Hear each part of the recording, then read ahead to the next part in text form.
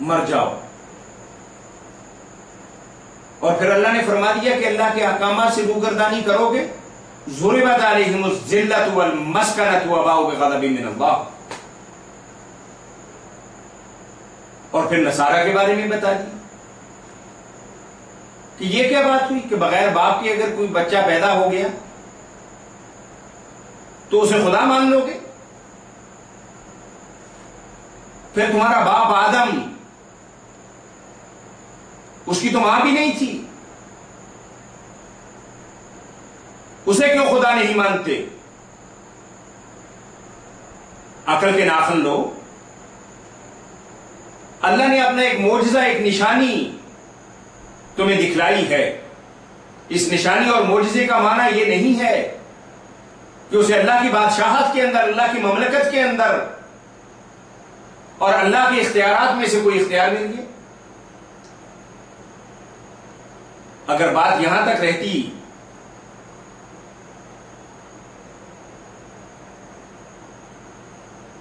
تم نے تو بات کو آگے بڑھا دیا. اس کی ماں کو بھی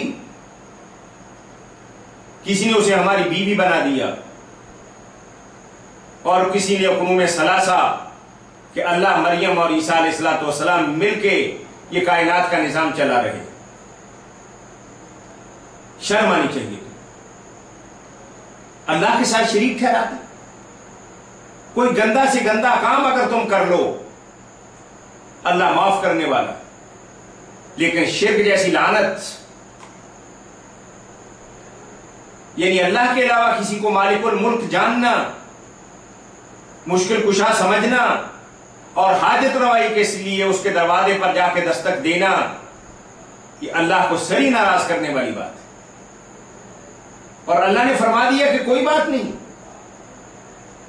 بھول چوک ہو جاتی ہے، غلطی کوتاہی ہو جاتی ہے، شیطان کے بہکاوے کے اندر آ جاتے ہو تو معاف کر دوں، بشرطے کہ شرک کی علائش تمہارے ساتھ نہیں ہونی چاہیے. تمہارا میرے بارے میں جو تصور ہے وہ واضح اور عقل کھڑا ہونا چاہیے. جان جاتی ہے تو چلی جائے، لیکن میرے علاوہ کسی کو مشکل کشا، حاجت روا، مالک الملک، عزتوں اور ذلتوں کا مالک، بیٹے اور بیٹیاں دینے والا، رزق کے اندر فراخی کرنے والا اور صحت و تندرستی بخشنے والا کوئی اور ہے نہیں. یہ تمہارے دماغ کے اندر پکا نظریہ ہونا چاہیے. اور یہ قرآن کریم انہی تعلیمات سے بھرا پڑا ہے. اور پھر اللہ نے مختلف قوموں کا اگلی صورتوں کے اندر آپ دیکھیں گے قوم ہود کا ذکر بھی آئے گا. قرآن کریم، چونکہ میں نے بہت پہلے بھی عرض کیا تھا کہ قرآن کریم نہ تاریخ کی، نہ جغرافیہ کی، نہ اقتصادیات کی کتاب نہیں. یہ تو تھوڑا ٹچ دیتی ہے، جہاں ضرورت محسوس کرتی ہے تمہیں بات بتا کے، اشارہ کر کے اللہ آگے چلے جاتے.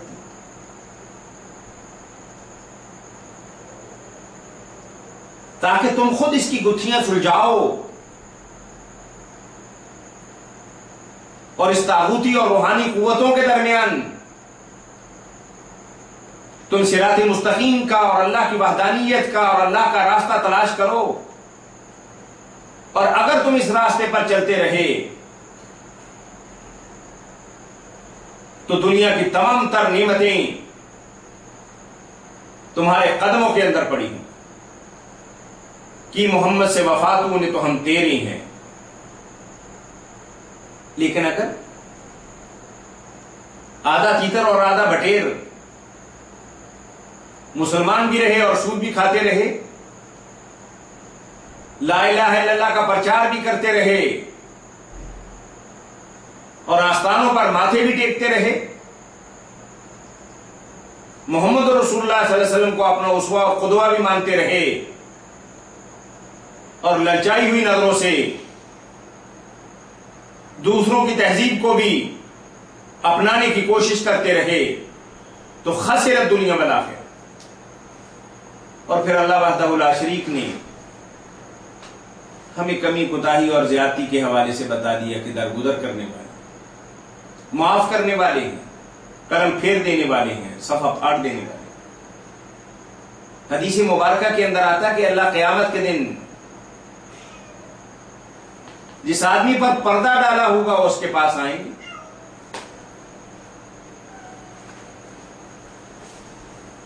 اور آ کے کہیں گے کہ اے بندے،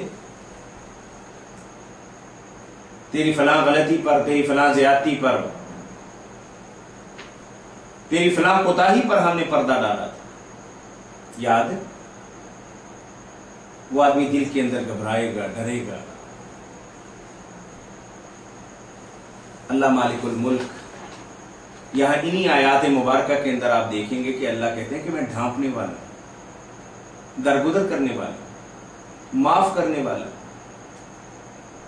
تمہارے لیے رہبری کا اور بہتری کا انتظام کرنے والا ہوں۔ بس تم ہر وقت اپنے من کے اندر یہ بات رکھو کہ میرا مالک ہے، میرا خالق ہے، میرا رازق ہے، میرا پروردگار ہے، میرا پالنہار ہے، اسی کے ساتھ میرا ایک تعلق ہے، اسی کی ذات کے ساتھ میری وابستگی ہے، اسی کی ذات کو میں نے راضی کرنا ہے، اور اسی کی ذات میری تمام تر عبادتوں کا اور ریاضتوں کا محور ہے۔ لا یکلف اللہ نفسا الا وسعها۔ اللہ کیوں تمہیں دقت کے اندر مبتلا کرے؟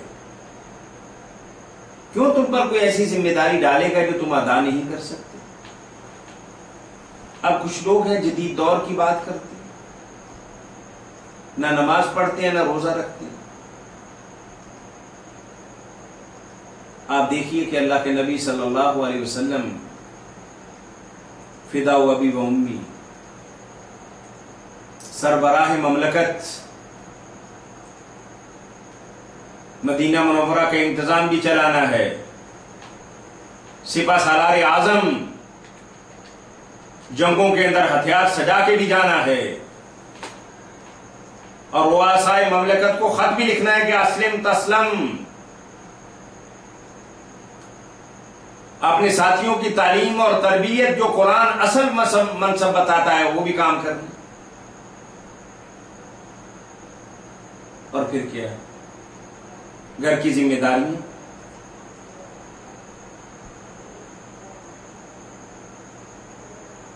اپنی بیویوں کے حقوق، رشتہ داروں کے تقاضے، عام مسلمانوں کی ضروریات، اور پھر بھی اللہ کی بندگی ہم سب سے زیادہ کرنے والے، یعنی سب سے زیادہ مصروف ہستی اور سب سے زیادہ اللہ کو راضی کرنے کے لیے پہم ہمت اور محنت کرنے والے، شرم آنی چاہیے کہ اپنے آپ کو مصروف گنتے ہیں۔ نبی کریم صلی اللہ علیہ وسلم کی صبحیں اور شامیں اور ان کے دن رات کے معمولات اور معاملات کو اپنی آنکھوں کے سامنے رکھیں تو انسانی عقل حیران اور دنگ رہ جاتی ہے کہ کیسے اللہ کے نبی ایک متوازی طریقے سے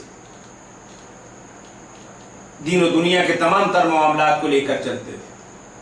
وہ تو خود بتاتے ہیں کہ لا رہبانیت فی الاسلام، حجروں کے اندر بند ہو جانا اور سارا دن تسبیح پھیرتے رہنا اور مصلی پہ کھڑے رہنا، اسلام کا اس کے ساتھ کوئی تعلق نہیں۔ یاد ہے نا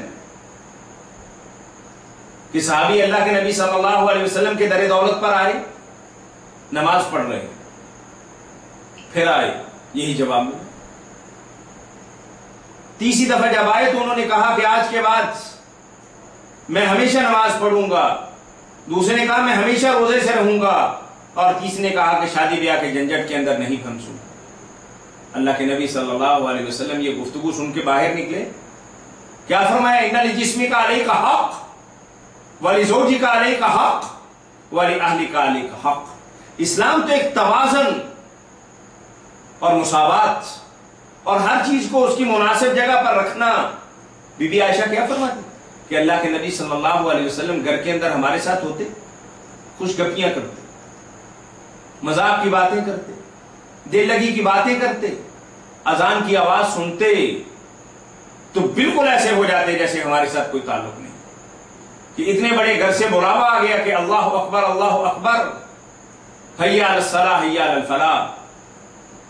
اب دنیا سے کیا تعلق؟ اللہ کی بارگاہ کے اندر حاضری کا شوق تمام تر دلچسپیوں کو مٹا دیتا ہے. لا یکلف اللہ نفسا الا وسعها. تکلیف سے زیادہ اللہ طاقت نہیں دیتا. آپ ایک بات ذہن کے اندر رکھیے کہ اگر دل کے اندر مختلف وسوسے آتے ہیں، مختلف خیالات آتے ہیں، مختلف احساسات آتے ہیں، اس پہ تو کوئی پکڑ نہیں.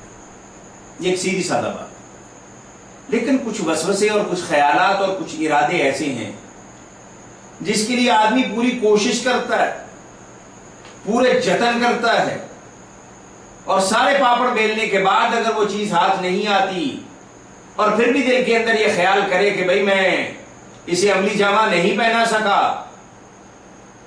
تو اس کا محاسبہ ہو.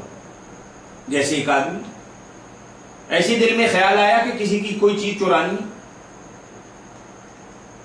کوئی پکڑ نہیں، لیکن دل کے اندر خیال آیا کہ کسی کو کوئی چیز چرانی ہے. رات کا انتظار کیا، ان کے گھر کی دیوار پھلانگی، متعلقہ جگہ تک چلے گئے کہ اچانک دیکھا کہ گھر والوں میں سے کوئی بندہ جاگ گیا ہے کہ کون، اور چور کے تو پاؤں نہیں ہوتے، الٹے پاؤں یہ اپنے گھر کی طرف چلا گیا. اب یہ مت تصور کرے کہ یہ صرف خیال تھا، یہ صرف احساس تھا، اس کی پکڑ نہیں ہوگی، بہت زبردست پکڑ ہوگی. تم نے تو پوری منصوبہ بندی کر لی تھی، تم نے تو پورا ارادہ کر لیا تھا، تم نے تو اپنی ہمتیں اور جرتیں اور اپنے منصوبے کو عملی شکل دینے کے اندر تمام کارگزاری کر لی. یہ اس کے بارے میں نہیں جو عام دل کے اندر خیالات آتے ہیں، وسوسے آتے ہیں، الٹی سیدھی باتیں آتی ہیں، خواہ کتنی بڑی برائی کی بات کیوں نہ ہو، لیکن اس کے لیے منصوبہ بندی نہ ہو، اس پر پکڑ نہیں. لہا ما کسبت وعلیہا ما اکتسبت. جو اچھا کرے گا بدل ملے گا، جو برا کرے گا سزا پائے گا. پھر آدمی کہتا ہے کہ ربنا لا تؤاخذنا ان نسینا. اے اللہ بھول گئے، یعنی کرنا کیا تھا ہو کچھ گیا. او اخطانا، یا کر رہے تھے اس کے اندر غلطی ہو گئی. ربنا ولا تحمل علینا اسرا کما حملتہ علی الذین من قبلنا. اے اللہ ہم پر ایسا بوجھ نہ ڈال جیسے پہلی امتوں پر ڈالا ہوا.